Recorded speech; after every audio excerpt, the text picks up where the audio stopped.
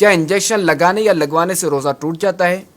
جی نہیں، حالت روزہ میں انسولین یا کسی بھی انجیکشن لگانے سے روزہ نہیں ٹوٹتا، کیونکہ عمومی طور پر انجیکشن کی سوئی جوف یعنی معدے یا معدے تک جانے والے راستوں کے اندرونی حصے یا دماغ تک نہیں پہنچائی جاتی، اور جوف تک جانے کا کوئی عارضی راستہ بھی نہیں بنتا کہ جس کے ذریعے دوائی جوف تک پہنچ سکے، لہٰذا یہ انجیکشن روزہ ٹوٹنے کا سبب نہیں بنتا۔ اور جو ہمارے مسام ہوتے ہیں کہ ان کے ذریعے اگر کوئی چیز داخل ہو تو ان سے ویسے ہی روزہ نہیں ٹوٹتا، جیسا کہ ہم جسم پر تیل لگاتے ہیں تو یہ تیل مسام کے ذریعے جسم کے اندر داخل ہوتا ہے، مگر اس سے روزے میں کوئی فرق نہیں پڑتا۔ فتاوی فیض الرسول میں ہے کہ تحقیق یہ ہے کہ انجیکشن سے روزہ نہیں ٹوٹتا، چاہے یہ انجیکشن رگ میں لگایا جائے یا گوشت میں۔ صلو علی الحبیب صلی اللہ علی محمد۔